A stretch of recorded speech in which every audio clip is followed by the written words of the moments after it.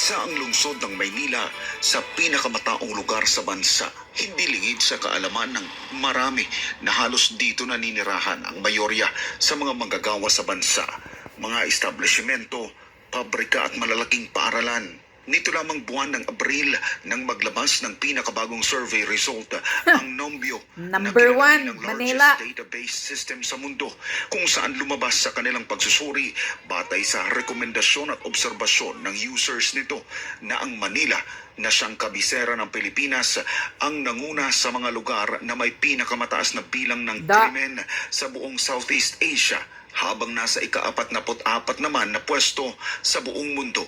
Batay sa datos ng Nombio, nakakuha ang lungsod ng Maynila ng 64.7% crime index na sinundan ng Kuala Lumpur sa Malaysia, Phnom Penh ng Cambodia, Jakarta sa Indonesia, Ho Chi Minh ng Vietnam, Cebu sa Pilipinas, Johor Bahru sa Malaysia, Pattaya sa Thailand, Iloilo pa rin sa Pilipinas at Bangkok naman sa Thailand. Dahil dito, Congratulations, ang PNP na malaking Manila. hamon para sa kanila na pantayan ang kalakhang Maynila para't matiyak ang kaligtasan ng mamayan nito kasama ng iba pang malalaking probinsya sa bansa. Kaya naman parte ng kanilang pagtugon rito ang mas pinalawak na deployment ng kanilang mga tauhan hanggang sa pinakaliblib na lugar sa bansa para matiyak na hindi sila maiisahan ng mga kriminal.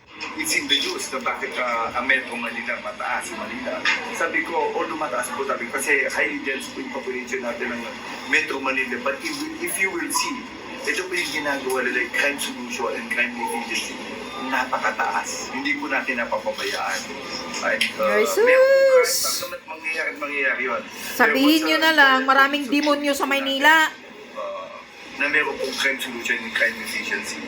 But yung sinasabi po, pagbaba po ng 85% sa new one, hopefully po, lalo pong bababa po yung crime. Ayon Ay, sa sis! PNP, Huwag nyo na. matagal naman na nilang ginagawa ang pagdedeploy ng mga karagdagang tauhan sa lansangan. Ngunit masusi pa rin nilang pinag-aaralan ang mga lugar na nangangailangan ng puwersa kontra kriminalidad at iba pang uri ng iligal na aktibidad sa mga komunidad.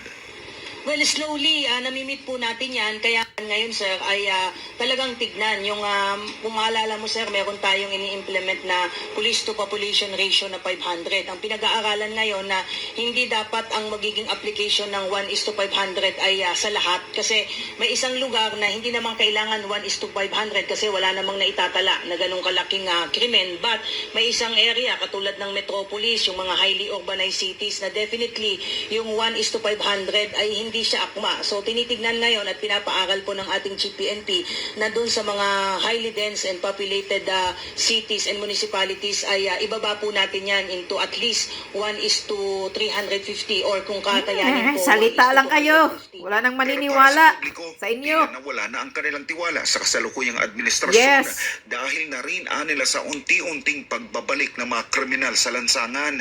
Huwag nyo nang lukuhin ang taong bayan. Wala nang maniniwala. Maging sa kanilang hanap buhay. Giit ng ilan, mas mainam kung si dating Pangulong Yeah, Duterte pang pa PRRD ang dati. dahil tiyak na ligtas sila Mal- mula sa ano? mga kriminal at illegal na droga. Kaya nga, parang mas maganda kasi digong uling nakaupo eh. No? Yeah, see? Kasi may kinakatakutan sila eh. Kaya correct. parang wala na naman kinakatakutan sa droga. Eh bakit? Sa mga krimen, Kasabwat, parang, mga sindikato. Mga krimen ngayon, parang bumababa nung panahon ni Duterte. Unlike ngayon, parang wala nang takot yung mga krimen. No, Dati you mga see? snatcher, wala nung panahon ni Duterte, tihira lang ngayon, dami na naman. No, Ngayon, yeah. parang nakakatakot na lumabas paggabi. Para sa Diyos at sa Pilipinas kumahal. Akala ko ba'y sinasabi na, bumababa ang krimen noong nakaraang buwan? Akala ko ba'y sinasabi ni spokesperson nyo sa PNP na bumababa ang krimen? Ha? Oh, ano ngayon? Congratulations, Manila, the best in crimes. No, ang galing-galing. So, mga PNP, mga SAP, yung lumusob sa Kingdom of Jesus Christ, ilagay nyo dyan sa Manila. Ha? Yung lumusob doon sa compound ng KOGC na parang lumusob sa mga terorista, Oh, dyan sila nababagay sa Maynila kasi number 1 ang daming mga demonyong kriminal. Yan. Kaya kahit ano pang mga patutsada ninyo na salita, mga PNP, wala nang maniniwala. Dahil ang taong bayan mismo ang magsasabi ng katotohanan. Ang taong bayan ang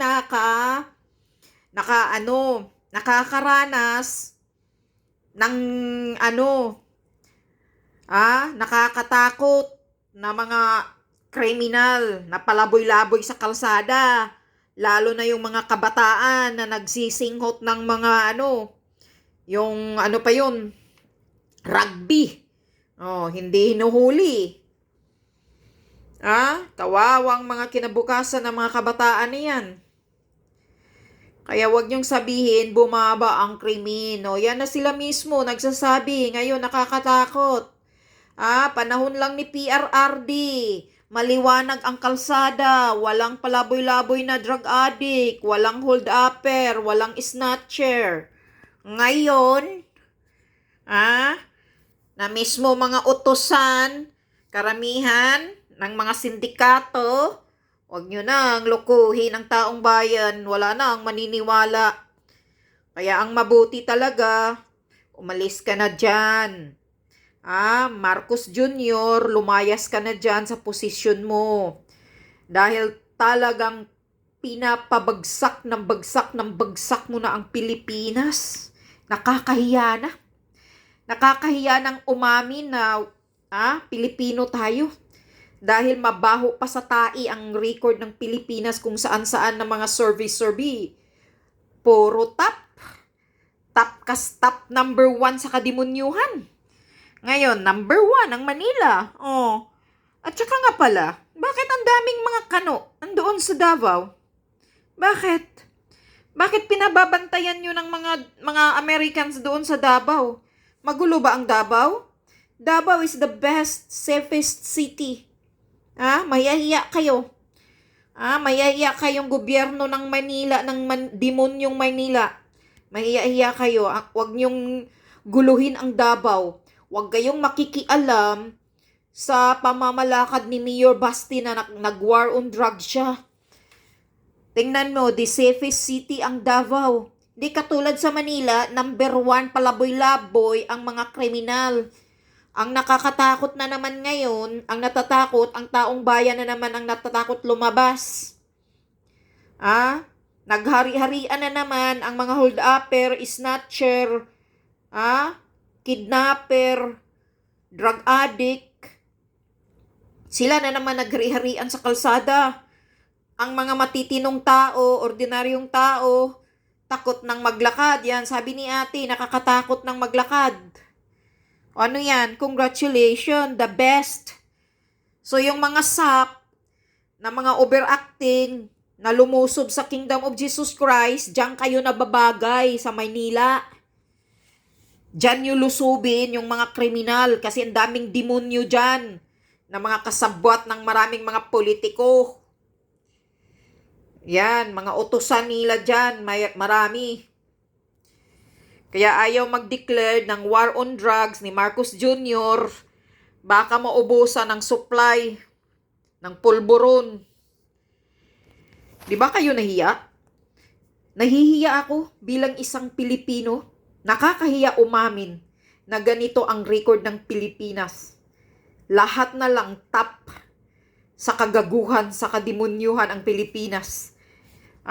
Sa pagkawalang silbi. Nakakahiya. Nakakahiya na record. Worst airport. The most corrupt country. Ano pa? Dami. Napakadami. Bagsak ang ekonomiya. The best sa mga bilihin na sobrang taas ng presyo. Gold na ang price. Sa lahat ng mga bilihin, kahit sibuyas, kahit luya. Milyon-milyon na ang nagugutom. Walang trabaho. Marami na ang mga Pilipinong walang trabaho. Bakit? Dahil ang pera ng Pilipinas binubulsa ng mga kawatang politiko. Ang budget nilalagay sa unprogrammed funds. 800 billion ang unprogrammed funds. Saan kaya napunta? Tapos yung budget, na may budget, ayuda kuno, 500 billion. Ay magkano yun? Magkano yung budget sa ayuda? Ayuda lang para may maibulsa ang mga kawatang politiko para magamit din nila yung mukha nila na makilala sila. Ang akala siguro nila, pera nila yung pinagbibigay ng ayuda. Kaya kayong taong bayan, mga taong bayan, pag namigay si tambaloslos ng ayuda, kukunin nyo yung pera. At kung tsugiin kayo ng mga kawatang mga barangay captain, kukunin yung binigay sa inyo na ayuda tulad ng ginagawa kay ate, yung buntis, na binigyan ng 10,000 tapos kinuha yung 8,500, 1,500 lang yung binigay sa kanya, wag nyong ibigay sa mga hinayupak na kawatan ng mga barangay captain at kung sino pa yung nag-uutos. Dahil hindi yan pera ng mga hinayupak na yan. Pera natin yan. Pag binigay na sa inyo ng ayuda, sa inyo na yan. Huwag kayong magpapauto sa barangay ninyo. Yung mga kawatan na mga yan. Mga hinayupak na yan, mga magkapariha simula sa presidente hanggang barangay captain, magkaparihas ng mga dugo. Mga kurap, nakapanggigil.